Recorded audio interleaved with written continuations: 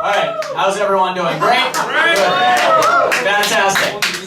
So my name is Gleb and I'm Russian, but I don't really have a Russian accent, but I like to bring it back from time to time to scare people. That's what it's useful for. I was having a transit flight and the guy at the passport control saw my Russian passport and he went, "Are you the Russian that hacked the United States election? Are you Putin's son?" All that bullshit. I'm like, I just don't want to talk to you. And when I'm hungover, I don't want to talk to people. When I don't want to talk to people, then I turn on the Russian. So I activate the Russian, lean in, look him in the eye and go, "Sometimes it's better not to talk about this kind of things. You never know who might be listening." And he goes, "Have a nice flight." So, I don't really know much about what's going on in politics. That's why I don't like to talk about it. I was watching TV the other week. I turned it on, and there were planes coming through. There were explosions. I was like, oh, Syria. But it turned out to be the next Star Wars trailer.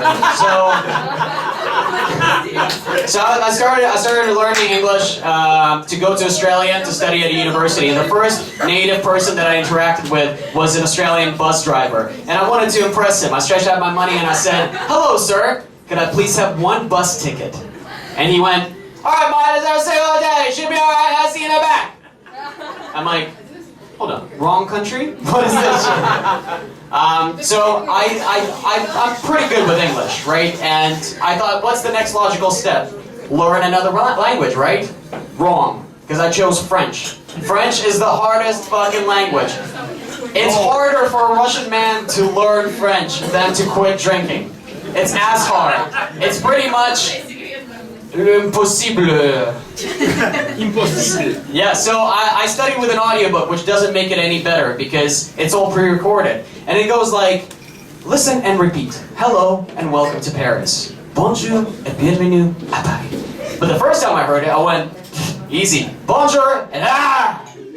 But the tape's pre-recorded, it doesn't care. It goes, fantastic. Do it again, you magnificent bastard.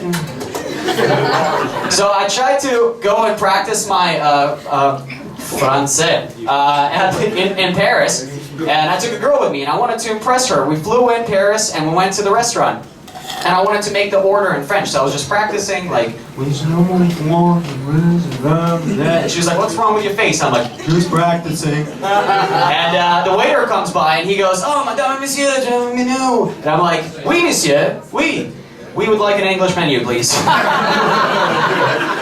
So we flew in, we took a plane there, we took a low-coster airline, and they're very cheap. They got very cheap tickets. So much so that they make you feel how cheap they are every second of the journey. You board the plane and they go like, "Oh, economy class," and you're like, "Yes!" And they go, "Welcome on board, motherfucker." So we were flying, thanks. We were flying in, and the landing was very harsh. It was a shit plane, shit airline. It was just rackety, and then it slammed down in the ground. But the pilot went nonchalant, like old blasé. "Ladies and gentlemen, we landed in Paris. The weather outside." I'm like, "Are you serious? That is a big deal." If I was a pilot, I'd open the door and be like, "Yo, did you all see that? Did you fucking see that? Oh my god! Let's turn my jam on." They play my music. All the flight attendants are going, "Gleb is the best pilot." I'm like, "Yo, shut the fuck up, everybody! Shut the fuck up! Let's do it again, right now." So, I was also in Amsterdam last year, and a Russian girl spoke English to me, and she said something along the lines of, it was just on the street. She said something like, "Do you want sex?" And I was like, "Whoa, whoa, whoa, how much?" And she went, €70. And I'm like, because I'm speaking English, I don't want her to know I'm Russian. I'm like, that's a bit too much, right? You know what I'm talking about. He's like, "That's preposterous, €70. That's a bit too much. No, thank you. No sex today. Thanks." And I turned away, and she turned to her Russian prostitute friends and started speaking Russian to them. She's like, "Such a loser. What a cheapskate. This is €70. This is worth €70. And I turn around, and I'm like, "Listen, prostitute, that's not very nice. I'm Russian. I know what you were saying. I think you should apologize." And she goes, "Oh my god, are you Russian? I'm so sorry. €50. 50 euros for you." So, thanks. I was pulled over by the police recently, by the Russian police, and they asked me to search my backpack. And I said, yes, of course, because I'm not an idiot. I don't know the Russian laws. What if I say, no, you can't? And they go, okay, Petrov, shoot him. Dead, done. So they're searching my backpack, and I ask, what is this for? And they go, it's Operation Needle. I'm like, oh, Operation Needle. Sounds so exciting. I've never been in the middle of an operation. That's great.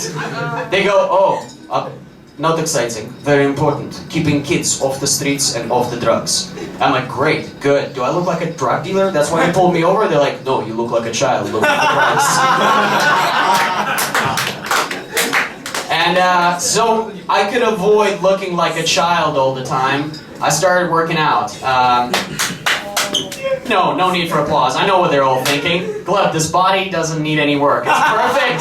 Perfect as it is. But I'll tell you what, perfection knows no limits, right? And I'm the living proof. So I'm not a fool. I'm not a loser. I don't work out in a gym. I Google my workouts. I just went hot abs, beach body, 1 week. Go. Found a great workout called Beef Masterson's Extreme Body Workout. And it's this guy that yells at you for half an hour, and he's got assistants. Greg and Gina. Greg, a big guy, looks exactly like him, and Gina, a tiny Asian lady. And he goes, all right, me and Greg are gonna do the same exercise, and if you can't keep up, do what Gina does. She's gonna do an easier version. And I'm like, cool, sexist, much, right? But at the same time, I'm gonna do what you guys are doing. I'm gonna do the man thing, I'm a man. And they go, okay, first exercise, 50 push-ups. And I go, let's see what Gina has to say about this. Girl power, you know? And he goes, Gina's gonna do 45.